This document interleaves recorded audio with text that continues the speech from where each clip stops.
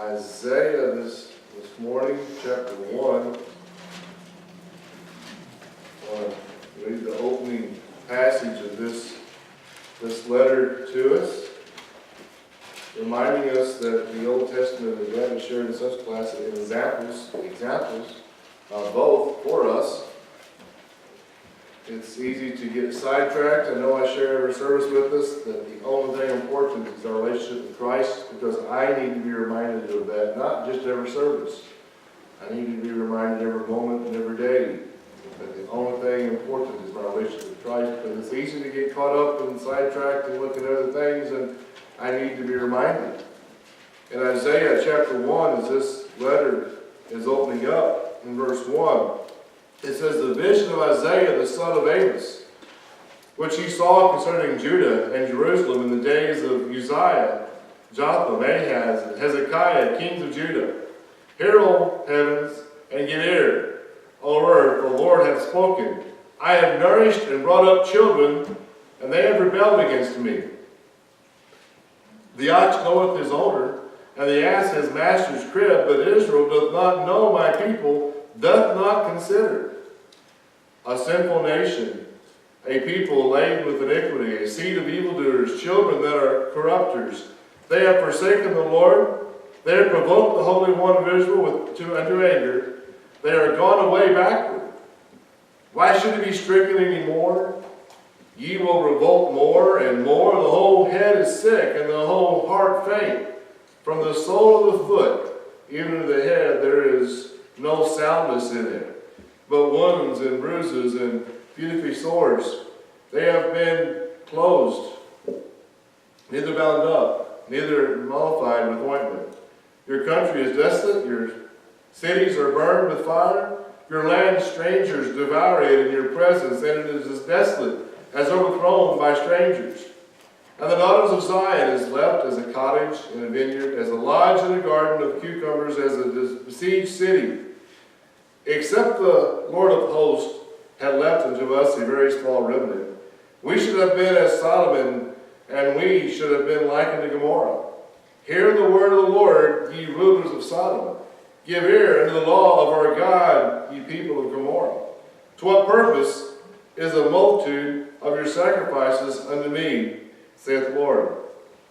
I am full of the burnt offerings of rams, and the fat of fed beasts, and a delight not in the blood of bullocks, or of lambs, or of he-goats.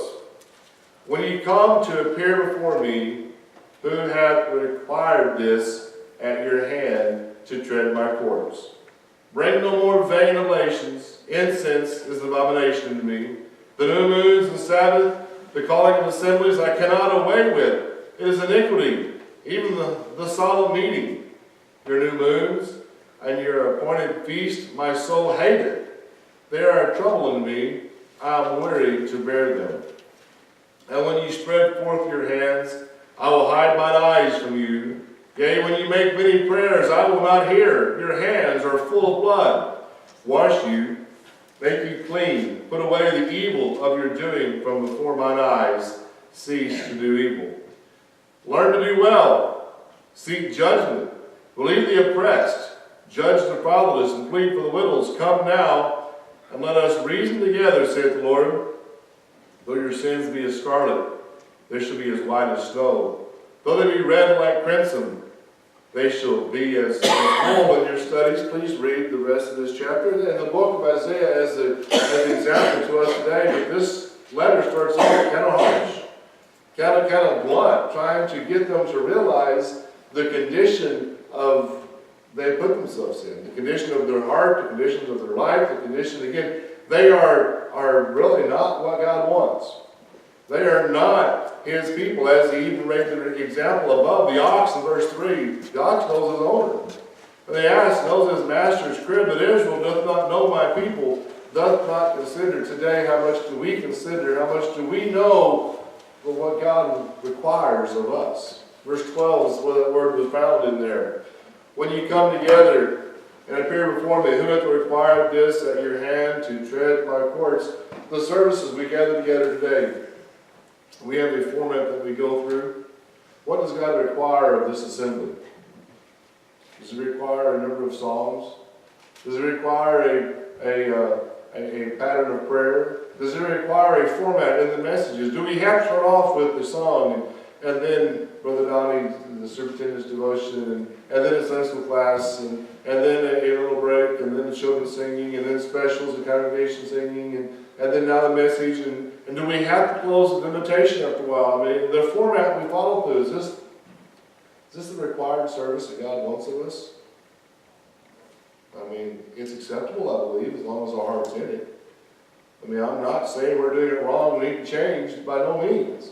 But does God require us to sit there and listen? And does God require you to follow along with your life? I prefer it. And most of us do. But does God require you to have a Bible in your lap and to follow along? What does God require of you to be pleasing in His sight? Solemn service, and He made reference in here. Even the solemn meetings, does God want a solemn service? What's wrong with a happy service? Again, they are meant to be there are passages to go through. Again, I'm not wanting us to change nothing other than the sincerity of our heart, that every day, every moment, tomorrow, that we are sincerely serving God. But what does God require of us? Anyone know the chapter, the verse I'm going to read next? Micah, chapter 6. We know it, don't we? Although Micah is about like the letter L for dad for me. I don't know why I have a hard time finding that. I meant to have a bookmark there, and I had a bookmark there. And I went and pulled it out.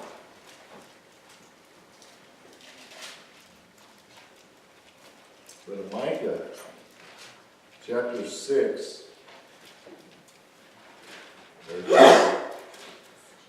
Micah chapter 6, verse 8. Let's start in verse 1 and read into verse 8. Yeah. Micah 6 and 1. Hear ye now what the Lord saith. Arise, contend thou before the mountains, and let the hills hear the voice. Hear ye, O mountains, the Lord's controversy. And ye strong foundation of the earth, the Lord hath a controversy with His people, and He will plead with Israel. O my people, what have I done unto thee? Wherein have I wearied thee? Testify against me. For I brought thee up out of the land of Egypt, and redeemed thee out of the house of servants. And I sent before thee Moses, Aaron, Miriam. O my people, remember now what Balak king of Moab consulted, and what Balaam the son of Beor answered him from Shittim unto Gilgal, that ye may know the righteousness of the Lord. Wherewith shall I come before the Lord, and bow myself before the high God? Shall I come before Him with the burnt offering, with calves of a year old? Will the Lord be pleased with thousands of rams, with 10,000s of rivers of oil? Shall I give my firstborn for my transgression, the fruit of my body for the sin of my soul? He hath forsaken. Show thee, O man, what is good, and what doth the Lord require of thee? But to do justly, to love mercy, and to walk humbly with thy God. The Lord's voice crieth into the city, and the man of wisdom shall see thy name. Hear ye the rod, and who hath appointed it? And keeps reading. Verse 8 is the text and the main theme that I want us to go home with, being reminded that the Lord requires us to do justly, to love mercy, and to walk humbly with Him. In Sunday school class, we looked at and was reminded of the reward, the blessing of what does God have for His people? His presence. Him. He's the best reward. He wants us to accept Him. He wants us to give Him us. Again, it's just to walk with Him. What He wants. To do justly. To be merciful. And to be humble. But to walk with Him. Just to be with Him. We get so caught up. I get so caught up what I can't do. What I have to do. What of this, what of that. I can find myself, the reason I preach to us so often about legal and love and about righteous and about the legalistic way, the right way, and the relationship way, it's easy for me to get caught up in how I have to live my life. And I forget, God wants me just to live my life with Him. If I just walk with Him, everything is going to fall in order. I'm going to be living, there's going to be a change in my life, but I can't make that change. He has to make it. And He will make it as I just do justly. And as I just be humble, be me, be merciful. You just walk with Him. Humbly walk with God and everything will fall in line. Amen? I mean, it is that simple. I preach just simplicity. But what does God require? It is a really neat word, a requirement. Because we live our life anymore underneath requirements. There's so many requirements to do this and to do that. And as good free Americans, we have such freedom. That means we are free to meet all the requirements that the government puts on us. To meet all the requirements that they put on us to drive our cars, to go some places. I mean, talk to Brother Mike and Brother Gary about the requirements that they put on them just to try to make an honest living driving around. All these requirements, Brother John is, trying to meet the requirements, the safety requirements, this requirements. We live our life full of requirements. When's the last time we think about what God requires? And then sigh relief of what God really does require. Because God doesn't require a whole lot. It's simple. Do justly. That's simple. Should be just do justly. Be honest, be upfront, be simple, be caring, be compassionate, do justly. Verse 8, and to love mercy. Again, loving mercy is different than being merciful. You can be merciful because you have to be. God wants you to love mercy. To love the mercy of God, to love giving mercy, to love the fact that you can be kind and considerate and helpful and merciful and gentle and meek. Just to love. Think about how the word love changes the whole meaning of merciful. We're not just supposed to be merciful, although we will be, and we receive mercy for being merciful, all things, but not just being merciful, but we love being merciful. And to love mercy.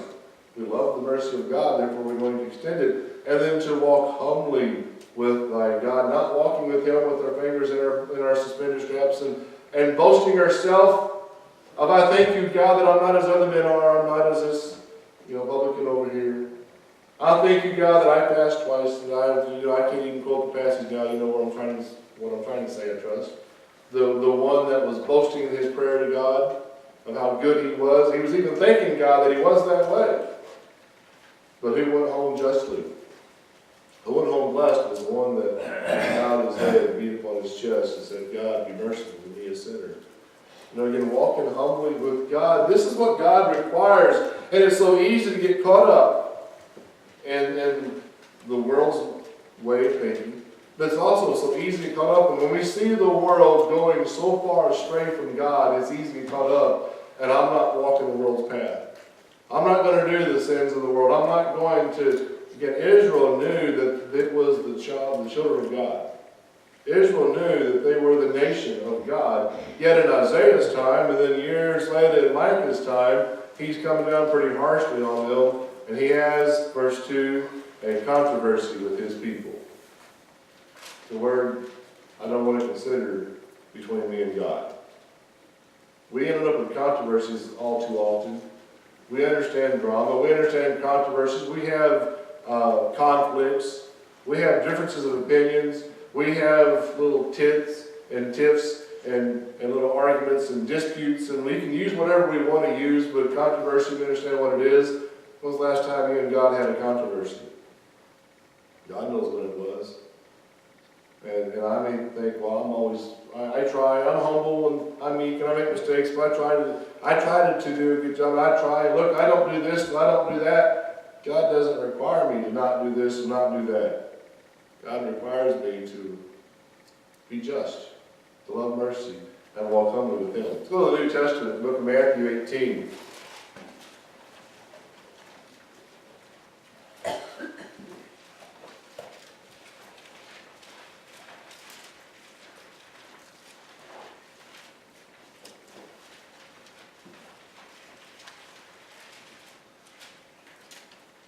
Matthew chapter 18, verse 1. At the same time came the disciples unto Jesus, saying, Who is the greatest in the kingdom of heaven? And Jesus called a little child unto him, and set him in the midst of them, and said, Verily I say unto you, except ye be converted, and become as little children, ye shall not enter into the kingdom of heaven. Whosoever therefore shall humble himself as this little child, the same is greatest in the kingdom of heaven. Whoso shall receive one such little child in my name, receiveth me. And he keeps going on, not being offended. Please, as always, please read all the surrounding verses in every passage we look at. But converted and become as little children. Think about little children and the requirements that they think the parents put upon them. Does a little child understand curfews? You know, as you start getting older, start running around, start getting in the world, start going out and stretching your wings and your legs and branching out and going out and doing things. I remember being given curfews to come home. I give curfews. You know, we understand requirements that we have on teenagers and on young adults, but requirements on little children. You think Sammy knows what a curfew is? She just wants to be home with their parents. You know, wants to be home. Think they understand, just wants to be there. It's not as much of what I can or can't do, but just wants to be with the parents. How much reliance does a little child have upon their parents? Much dependence. And there's so many examples in a little child, except to be converted as little children. Little children don't focus as much on what you can or can't do. Why do teenagers end up having such an attitude? Because they're focused on what they can or can't do. Well, I can't do this and I have to do that. They're focused more on what they have to do and what they can't do than they are in just living in their house and being content and happy to be there. Little children are just happy to be there. Dependent and trusting and relying. They are what we should be to God. Amen? Just, God doesn't have a bunch of to-dos and don't-dos for me. He just wants me to love being with Him. To do justly. To love mercy. And walk humbly with Him. It's given requirements. Just become as little children and focus on the relationship and not all the other big things. We make it so far more difficult than it has to be. Be converted and become as little children. Just want to be in the house of God. Luke 19.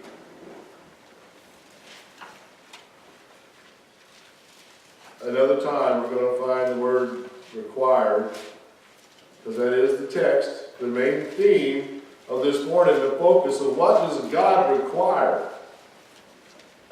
We do live under so many requirements, and a lot of our requirements we just accept. We just know that's just the way that life is.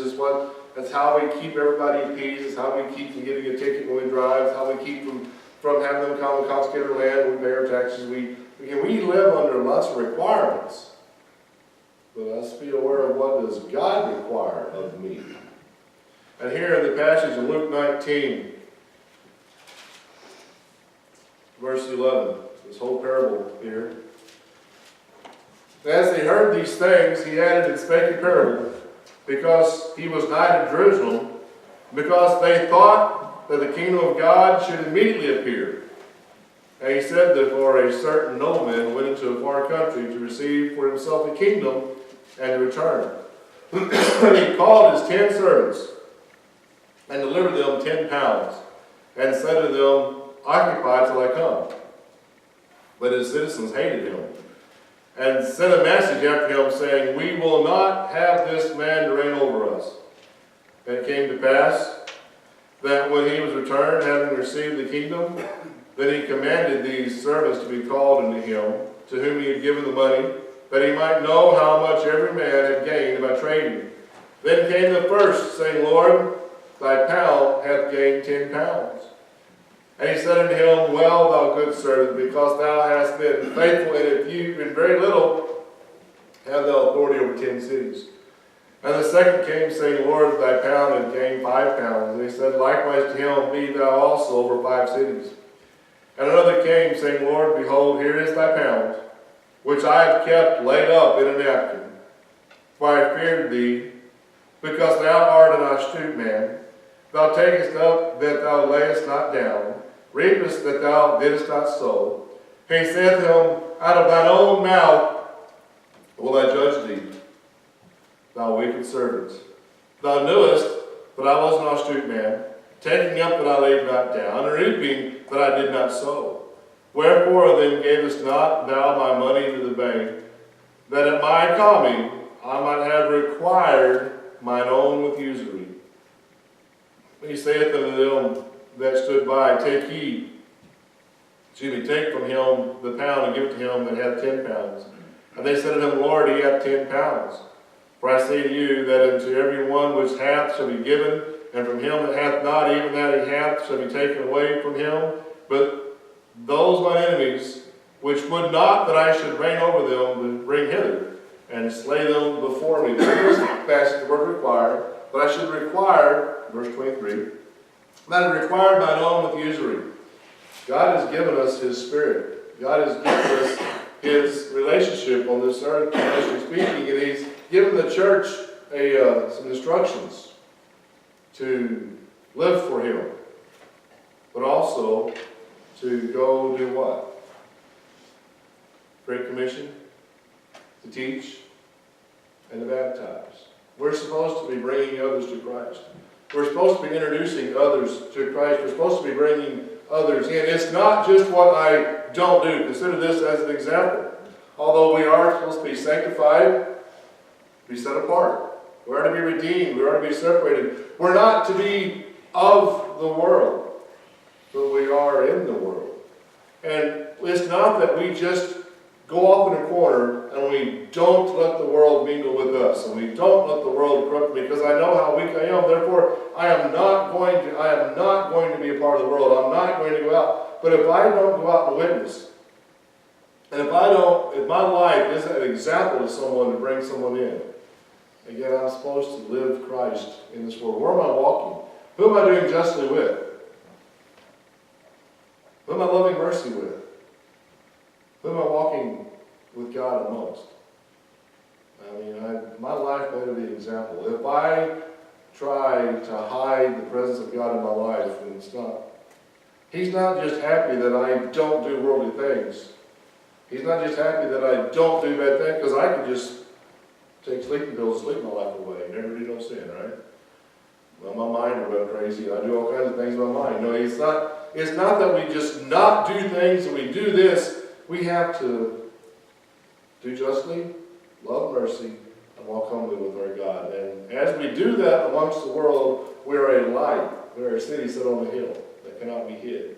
And others will come to Christ. And others, He can use us to be an example and bring others in. It's not that we have a checklist of how many people we have prayed with and led to the Lord.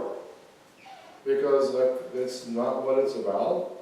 It's about doing justly, loving mercy, and walking humbly with our God. So consider the one that still had his talent, still had his pound. He didn't give it up. He didn't lose it. He didn't waste it. He didn't spend it. He didn't let it get dirty. He probably polished it daily. Whatever it was, he just didn't let it reproduce. The Spirit of God will be an example. So again, what does God require of you? To stay away from the world, or to shine His light in the world? Again, consider this, that what does God require? He requires you to have a righteous life. He is our righteousness. Again, it's not that we just don't do certain things, but it's that we allow Him to reflect through us. In closing, go to 1 Corinthians chapter 4. It is required of a steward to be found faithful.